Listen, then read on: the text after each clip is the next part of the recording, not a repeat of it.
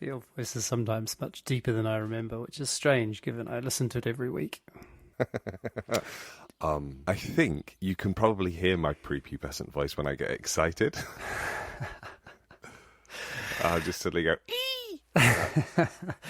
Did I tell you that I used to, because my voice broke so late, did I ever tell you this? The time my father got a VHS video camera, which was one of those ones that was basically the size of a bus, and then there was the size of the porta pack that you carried on your shoulder. It was around the time that I was becoming really self-conscious about my voice, and so we just have all these videos, these home videos of me trying to not say anything or trying to speak with a lower voice. Oh, sweetheart. Yes, and I remember my pride, my absolute sense of pride when my grandmother, Gladys Eastwood, when she rang one time and she didn't confuse me for my sister, she confused me for one of my brothers. That was like, I was like, yes. I was like, I think in a class of maybe 100, I was, I think I might have been third or fourth to last. Oh, wow. So did puberty kick in quite late for you? Yeah, it sure did. Wow. It sure did. It's I feel like, I don't know, I think I was probably on the later side. But I remember there was a lad I went to school with called Paul Cox. And puberty kicked in for him at around about 9. Oh, no. And so he arrived at high school as a fully grown man. He was anomalously big and man-like. And he was just a little boy.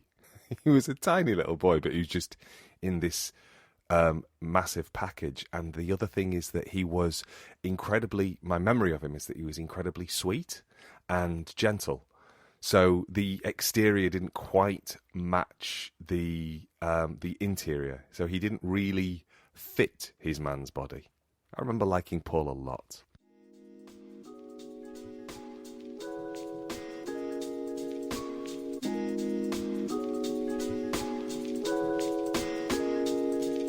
This is a podcast in which two friends talk about the pleasures, absurdities, and imperfections of being human. I'm Simon Ellis. And I'm Lee Miller. Welcome to Midlifing.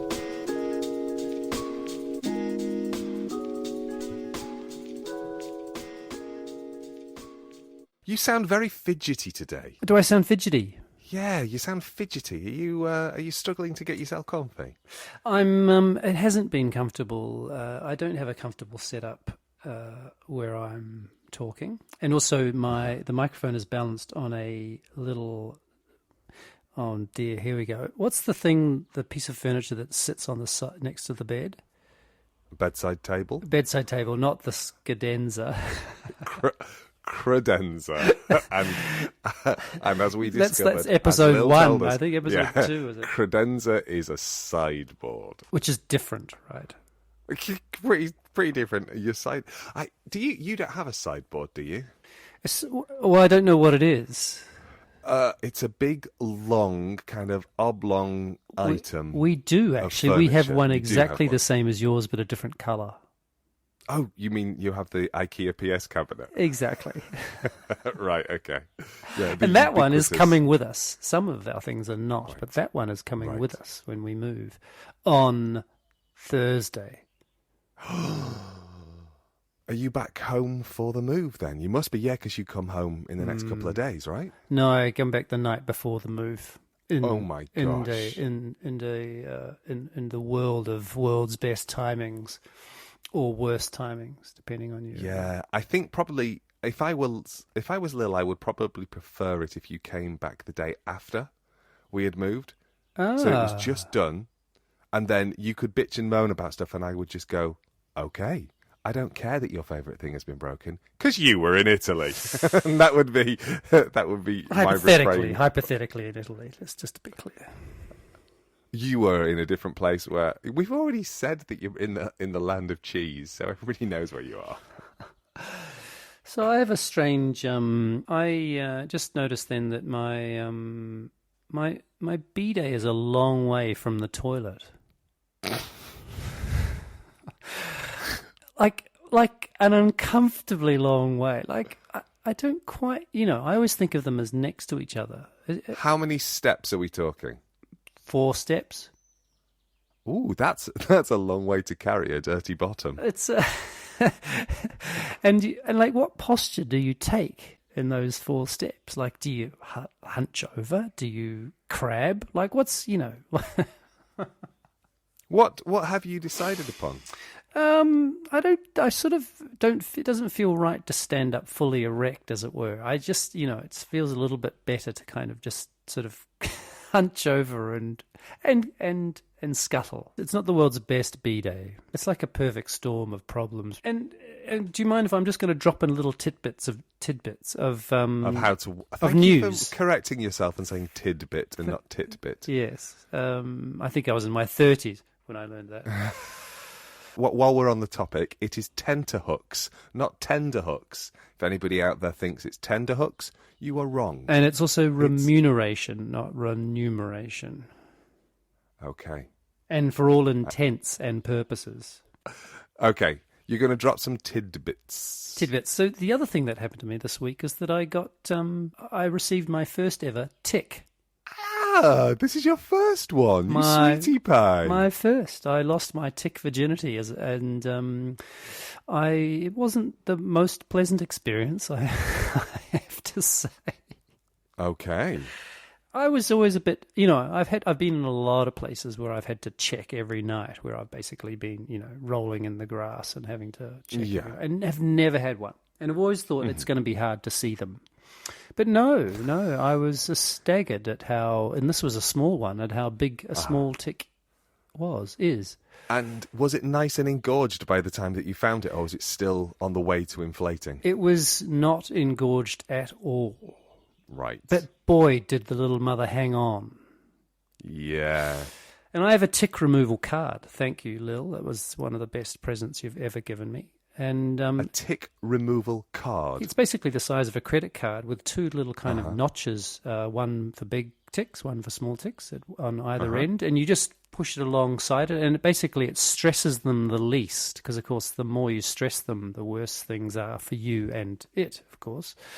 It took a little bit of, I wasn't going to get it first time, but it took it, and I got there. But boy, did it hang on! Wow, it's been quite a week. Wow. So this tick removal card, is it the Safeguard Life Systems tick remover card, safe, quick and correct tick removal? I'm just going to have to go and look. Hang on.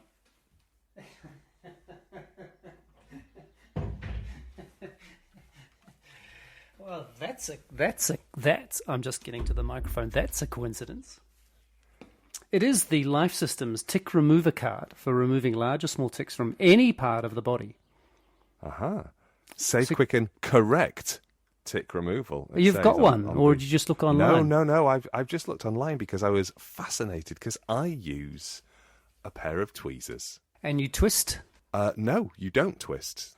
Oh, I thought you were supposed to twist. No. I was always told just to pull straight up.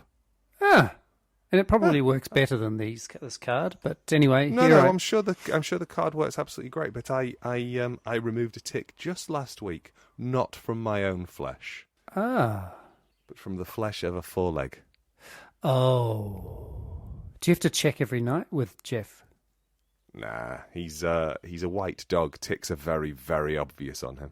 Right. I was going to say, I thought maybe there was one of your colleagues at your new job had a tick and you were removing them.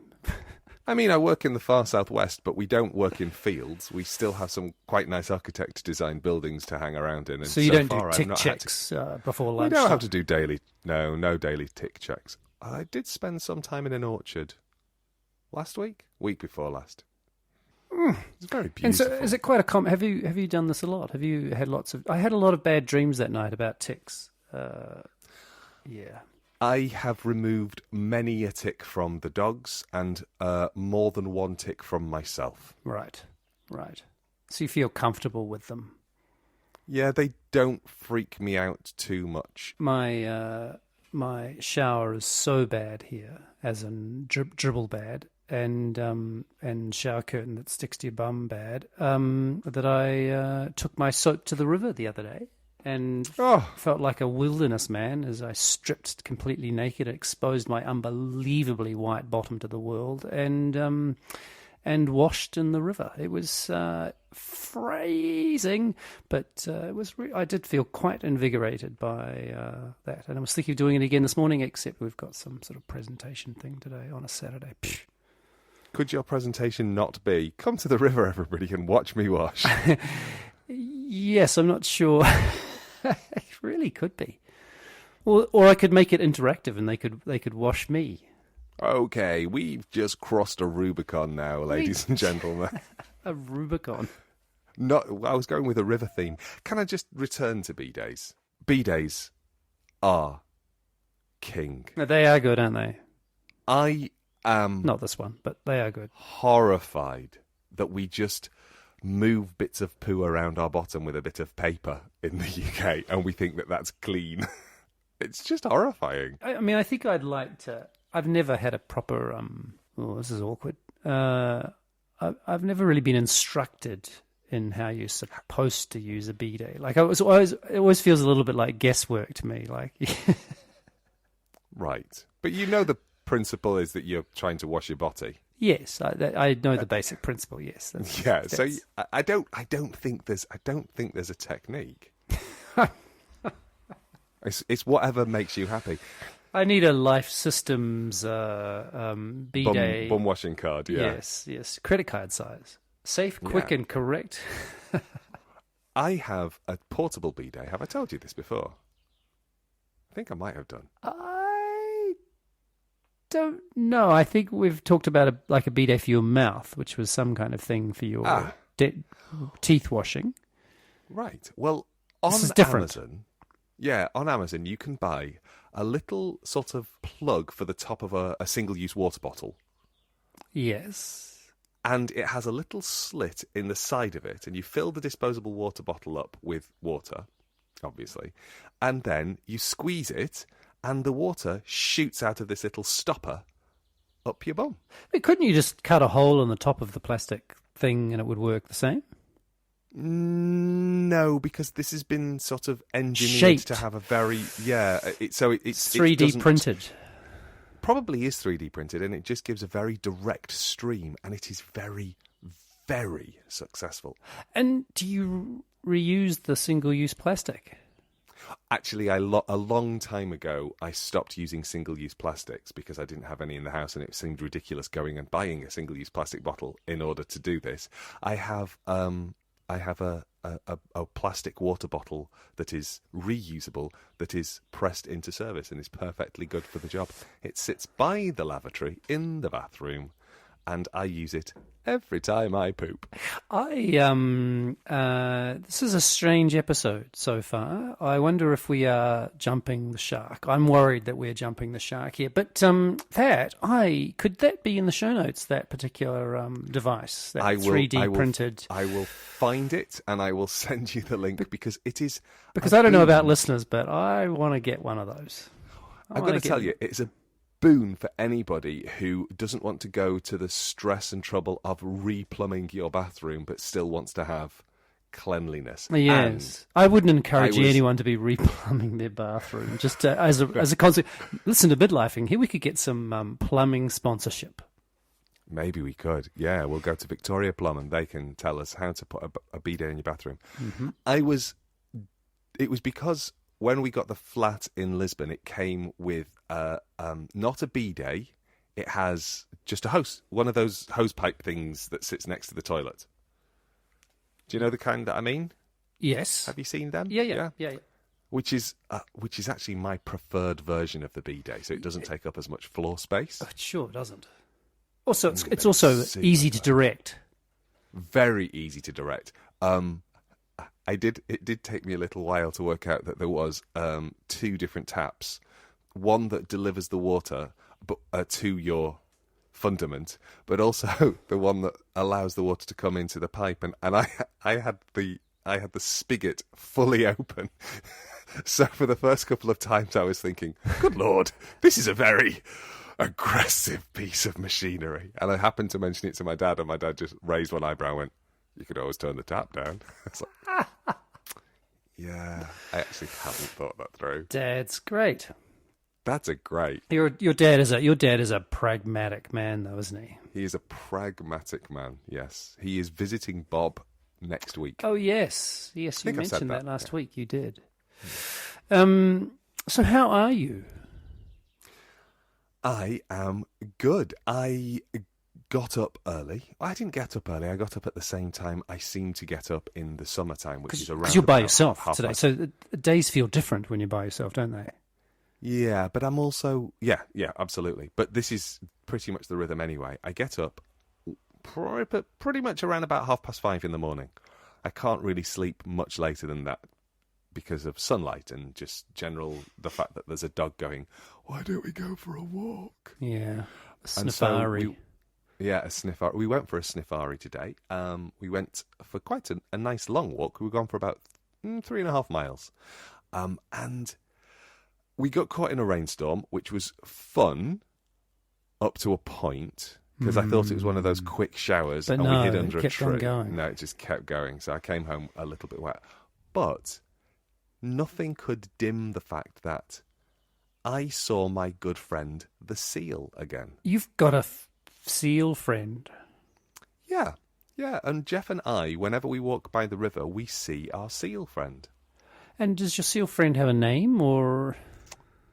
Our friend the seal. We Right. don't want to give it a name You because don't we're know. uncertain of the gender. So we're just going with our good friend the seal. You could go with And, Sam, because Sam goes in many genders. Yeah, it doesn't look like a Sam. Looks like a seal. Okay. And we see it every time we go walking, and it always surprises us because you'll just hear this like noise, and you look to the river and there's just nostrils sticking out of the water. And then, if you're very, very lucky, the head comes out and you get a little gazing match where you look towards the seal and the seal looks towards you, and then there's okay, I've done the looking at you. One day, about 2 or 3 weeks ago, the seal decided to match our pace along our walk and just swam along with us, and just every now and then popped the head up, had a little look at us. Oh, you're still there. I imagine the seal's And more we interested in Jeffrey than you, though, right? Don't you think? I am absolutely convinced that Jeff is the thing that was drawing the seal and not me. Yeah. I imagine Jeff's quite curious about the seal. Jeff seems to respond to seals in much the same way he responds to cows. They are very, very exciting, and he likes it when they are away from him so that he can appreciate their fall. Right. At a Doesn't like distance. them close. When they get close, very excited. The last time he was up close with a cow, he licked a cow's nostril, and the cow then breathed snot into his face, which made him very, very giddy, and there was lots of barking and spinning around and jumping. So I was having to explain to the cow that Jeffrey was just having a moment because of this interaction, and explained to Jeffrey that the cow didn't mean any harm by snotting in his face. Well, you're very, very eloquent. Your cows and dogs in southwest England. Oh, it's important just to have these conversations so that everybody understands where they stand. And can I check in with your job and how are you settling? How are you feeling about it at this stage? And I imagine this will probably have to be cut out, but No, still I curious. I can leave this in because I will keep everything nice and loose. So I'm 5 weeks in now. Wow, really? I had the anniversary of my first calendar month the week before last. Does that So mean you've been I've paid? I've been paid twice. Because I started, so in that case, maybe I've been there for 6 weeks. I've been paid twice because I was there for 2 weeks of the pay period, and then that was it. It must have been absolutely. That must feel good. Yeah, it does feel quite nice to be paid. I don't dislike money. Yeah, cha-ching. If we have to live with this particular way of exchange, this'll do. I find this job to be, I think, the most challenging job I have had in about 20 years. Oh, what was the one before that? Well, the first one was my first academic job. Just because it was all new Because and it was so challenging. everything. Yeah. Everything was entirely new, and I just Yeah. thought, wow, I don't know how to do any of these things. I don't really know how to be in a room with students. All of the things that I've then spent the last 2 decades getting better at. I remember being in an exam board. An exam board, for everyone who doesn't know about these things, is when the marks of students are finalised and they're discussed in various ways. And I remember being in an exam board, maybe it was my first year at Roehampton. I remember going, oh God, this is what an exam board's for. I think it had been like my third that I'd been in for it. So yeah, I wasn't so crash hot. Yeah, it's So in that respect, this job is pushing me a lot. It's challenging. It's But is in some it moments because you quite don't know confronting. what's going on? Is it in the same way that the challenge of 20 years ago? It's a slightly different challenge because I think I know what's going on. Everything that's happening, I have experienced a sort of. I've either experienced or I have been adjacent to it. So, you know, I've chaired committees. I've done all of those sorts of things. I've sat in boards. I remember a long time ago, I used to be on the, what was it called? Senate, the top committee of a university. I was an elected member to Senate. So I've been in those rooms with where big decisions are made. But when I was on Senate, I was the most junior member of staff there, and effectively, I was there to make up the numbers. Currently, I'm going into rooms where I have a lot more agency and a lot more, control. Power. No, I don't want to say power because it's not really that. It's just control over my actions, and in sort of engaging in Yeah, but you have a voice. You have a voice in a way voice. that you didn't have, which does. Let's say, correlate with power. Yeah. Influence, the capacity to influence decisions is power, right? Yes, I suppose it is, yeah. And that's obviously, mine's a fairly limited sort of window because I'm only focusing on postgraduate stuff. Yeah. But even then, I'm thinking, gosh, this is quite interesting.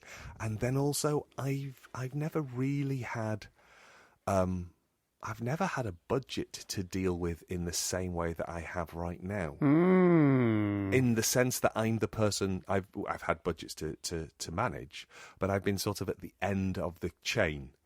So I know what the things have to be spent on. It's not like I have to make any decisions. But right now, how will this money be spent? Yeah, how does this money get spent? So I've got X amount of money. How do you prioritize it?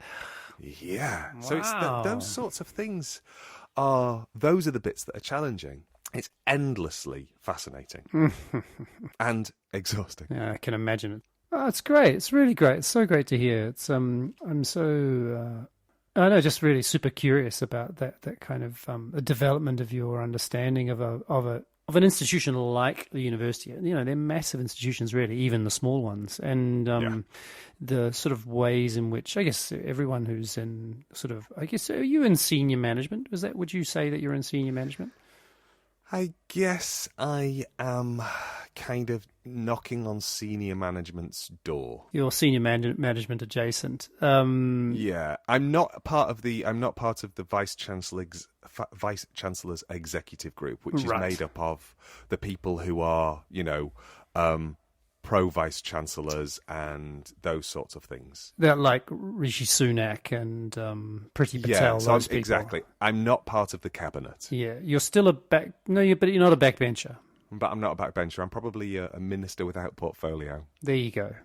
Yeah. But it is it must be I guess I was thinking it just must be, like I was saying, or I was before I sort of cut in with the senior management thing, which was, and anyone who's in that kind of position because mostly it's a strange thing. I suspect it's accurate that most universities, those people started as academics, that you have this sort of strange transition from being an academic to being in management. I mean, I know there are exceptions, but, and so I'm just thinking it must be quite extraordinary to have been in various higher education institutions and to start to get a pretty strong feeling for how they operate at very different levels, at all the different levels, from being just a new lecturer, pimply-faced lecturer. Can I ask you a question? Yes, you can ask me a question. Always, Simon. So I before I asked you, how are you? And this is a more serious question, which is, how do you respond to the question, who are you? Next time on Midlifing. Because we've just talked about a lot about, not a lot, but we've been talked about your job, and it's been an ongoing kind of joke between us as well. You changing jobs and different, for sure. Yeah. And our jobs are why we know each other, and they're a big part of our lives. And but who are you? I haven't thought about this question for myself either, by the way.